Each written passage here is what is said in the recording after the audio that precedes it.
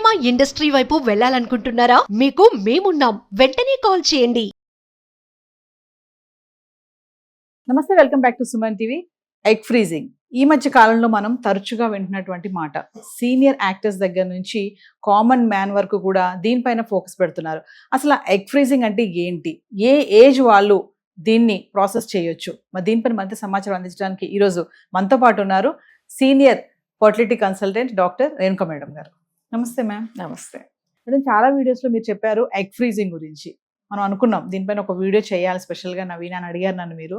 So ఈరోజు నాకు అంటే ఎగ్ ఫ్రీజింగ్ అసలు ప్రాసెస్ ఏంటి, అసలు ఎగ్ ఫ్రీజింగ్ అంటే ఏంటి, చాలా మందికి తెలియదు.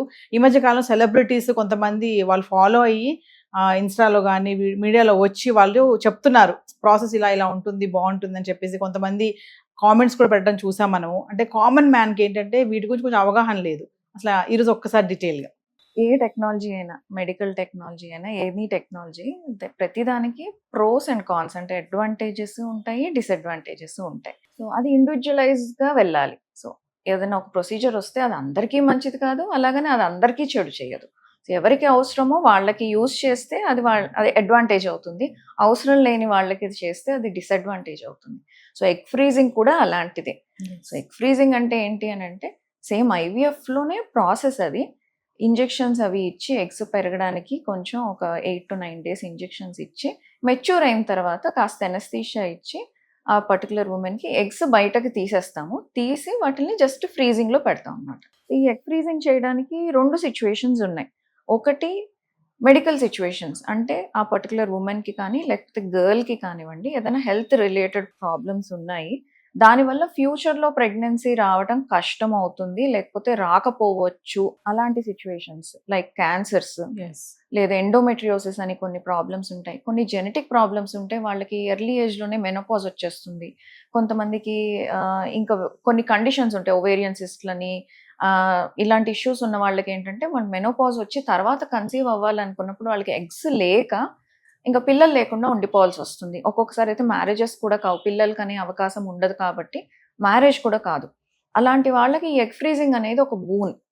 వాళ్ళు వాళ్ళ ఫర్టిలిటీని వాళ్ళ హెల్త్ వల్ల కోల్పోయే సిచ్యువేషన్ లేకుండా ఈ ట్రీట్మెంట్స్కి వెళ్ళక ముందే వాళ్ళ ఎగ్స్ని తీసి సేవ్ చేసుకుంటే ఫ్యూచర్లో వాళ్ళు మ్యారేజ్ చేసుకొని పిల్లల్ని కనే అవకాశం ఇస్తుంది ఈ ఎగ్ ఫ్రీజింగ్ అనే ప్రాసెస్ అనేది. రెండోది సోషల్ ఎగ్ ఫ్రీజింగ్ అంటాం.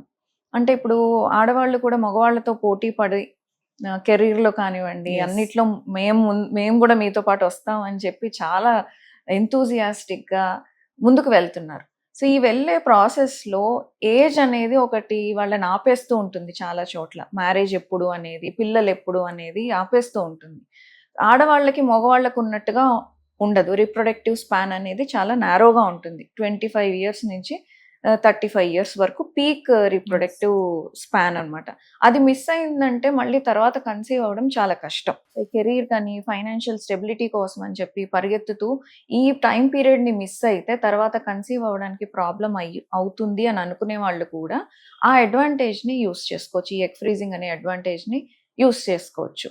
సో వాళ్ళు ఎప్పుడైతే ప్రైమ్ టైం ఉంటుందో, బెస్ట్ టైం అనుకుంటే అరౌండ్ 30, మరి లేట్ 30s కూడా కాదు, early 30s are late 20s టైంలో వాళ్ళు ఎగ్స్ తీయించుకొని ఫ్రీజ్ చేసుకుంటే వాళ్ళు ఎప్పుడైతే వాళ్ళకి కావాల్సిన పార్ట్నర్ దొరుకుతారో ఆర్ వాళ్ళు ఎప్పుడైతే ఒక ప్రెగ్నెన్సీకి చైల్డ్ బర్త్కి రెడీగా ఉంటారో ఆ టైంలో వాళ్ళు న్యాచురల్గా ట్రై చేసి రాకపోతే ప్రెగ్నెన్సీ ఈ ఫ్రోజన్ ఎగ్స్ని యూస్ చేసుకొని వాళ్ళు కన్సీవ్ అయ్యే ఛాన్సెస్ ఉంటాయి.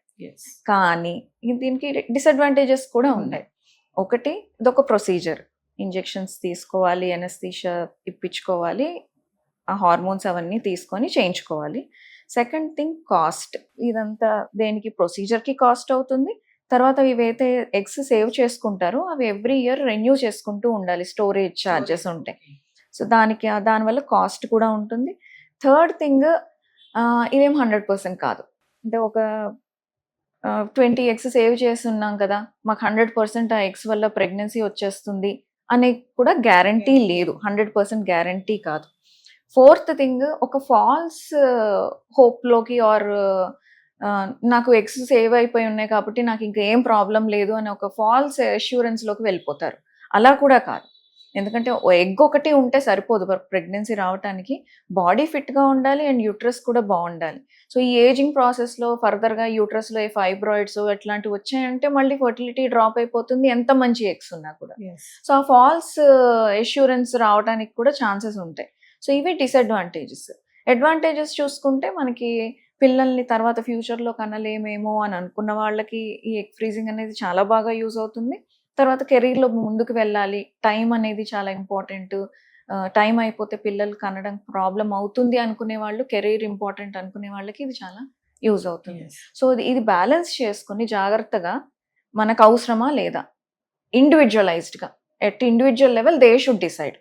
వాళ్ళకి అవసరం అయితే వాళ్ళు ముందుకు వెళ్ళొచ్చు, లేదు ఎర్లీగా మ్యారేజ్ చేసుకుంటాము, పిల్లల్ని కంటాము, ఫ్యామిలీ ప్లాన్ చేసుకుంటాం అన్న వాళ్ళకి ఇది అవసరం లేదు. అంటే ఎవరికైనా సూట్ అవుతుందా మేడం ఇది, ఈ ప్రాసెస్ అనేది? ఎవరికైనా సూట్ అవుతుంది. ఏజ్ లిమిట్ ఏమైనా ఉంటుందా? ఏజ్ లిమిట్ అని అంటే మనకి బెస్ట్ రెస్పాన్స్ రావడానికి అయితే 25 to 30 ఎర్లీ 30s వరకు మంచి ఎగ్స్ వస్తాయి, మంచి క్వాలిటీ ఎగ్స్ వస్తాయి. అవి సేవ్ చేసుకోవటం వల్ల అడ్వాంటేజ్ ఉంటుంది. 35 దాటిన తర్వాత ఎగ్ క్వాలిటీ తగ్గిపోతుంది, అప్పుడు సేవ్ చేసుకోవచ్చు.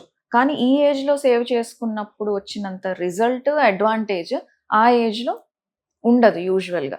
సో 20sలో కూడా సేవ్ చేసుకోవచ్చు, దానికి కూడా ఏం ప్రాబ్లం లేదు. ఈవెన్ ఇప్పుడు క్యాన్సర్తో ఇబ్బంది పడుతున్న వాళ్ళకి, చిన్న చిన్న పిల్లలకి కూడా 12-13 years మెచ్యూర్ అయిన పిల్లలకి వాళ్ళకి కూడా సేవ్ చేస్తాము. సో ఏజ్ లిమిట్ అంటూ అయితే ఏం లేదు, కాకపోతే సక్సెస్ అయ్యే ఛాన్సెస్ ఏవైతే ఉన్నాయో అది చేంజ్ అవుతుంది. చిన్న ఏజ్లో చేసుకోవటం వల్ల ఏంటంటే మనకి ఛార్జెస్ ఎక్కువైపోతూ ఉంటాయి. ఎప్పటి వరకు కావాలి, 10 years వెయిటింగ్ అంటే 10 years స్టోరేజ్ ఛార్జెస్ పే చేసుకోవాలి. అంటే ఒక్కసారి స్టోర్ చేస్తే మేడం ఎగ్స్ ఎన్నిసార్లు దాన్ని యూజ్ చేసుకోవచ్చా? అంటే మనకి ఒకసారి ఫ్రీజ్ చేసేసుకున్న తర్వాత 10 years వరకు వాటిని ఉంచుకోవచ్చు. బియాండ్ 10 years కూడా మనం మళ్ళీ స్పెషల్గా మనం పర్మిషన్స్ తీసుకొని కోర్ట్ లీగల్గా లా ప్రకారం అయితే 10 years వరకు స్టోర్ చేసుకోవచ్చు. ఇంకేమైనా కావాలంటే స్పెషల్ రిక్వెస్ట్ మీద we can extend the storage also. ఈ మధ్య కాలంలో మనం చూస్తున్నాం చాలా మంది సెలబ్రిటీస్, మీకు తెలిసే ఉంటారు, చాలా మంది సెలబ్రిటీస్ దీన్ని ఫాలో అయ్యి ప్రాసెస్ చేసి పిల్లల్ని కన్ని వాళ్ళు ఉన్నారు, ఒకళ్ళు ఇద్దరిని కన్ని వాళ్ళు ఉన్నారు. వాళ్ళు మళ్ళీ మీడియా ముందుకు వచ్చి వాళ్ళ ప్రాసెస్ ఎక్స్ప్లెయిన్ చేశారు. ఇలా చాలా మందికి ఇది బాగుంటుంది ఇలా అని, అంటే స్ట్రెస్ రాకుండా మనకు నచ్చినప్పుడు మనం కనొచ్చు అని కొంతమంది. ఒకసారి ఎవరి గురించి చెప్తారా మేడం, మీరు షేర్ చేసుకుంటారా? చాలా మంది ఉన్నారు. ఐ థింక్ అంటే ఇట్లా ప్లాట్ఫామ్ మీద వాళ్ళ నేమ్స్ తీసుకోకూడదు, బట్ ఈవెన్ పెద్ద పెద్ద రిలయన్స్ వాళ్ళు, వాళ్ళందరూ కూడా they underwent these procedures.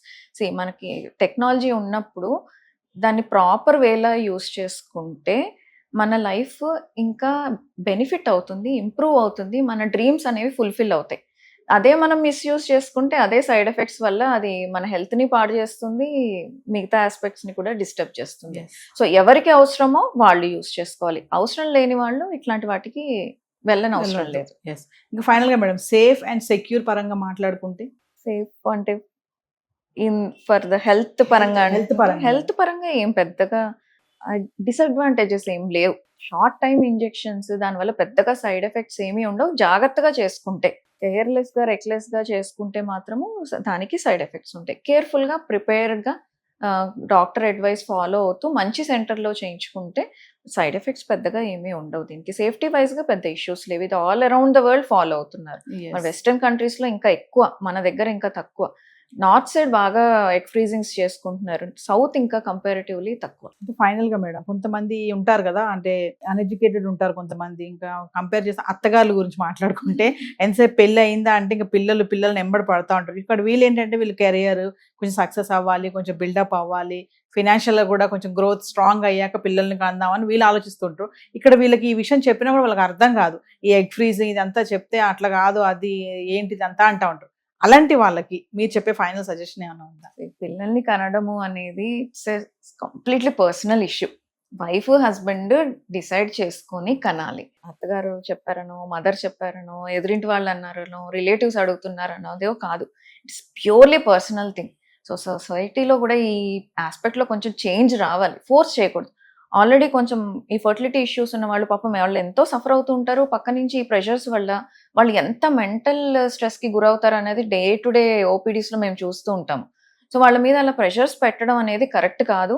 And అలాగే కపుల్ కూడా స్ట్రాంగ్ ఉండాలి, వైఫ్ అండ్ హస్బెండ్ కూడా స్ట్రాంగ్ ఉండి ఈ ఎక్స్టర్నల్ ఫోర్సెస్ వాళ్ళని ఇంపాక్ట్ చేయకుండా చూసుకుంటూ ఉండాలి. అడిగే వాళ్ళు అడుగుతారు, మనం సమాధానం చెప్పాలి. మాది పర్సనల్ థింగ్, మాది we are comfortable in whatever way we are అనేది ఒక ఆన్సర్ చెప్పేస్తే మళ్ళీ మన జోలికి ఎవరు రారు. Thank you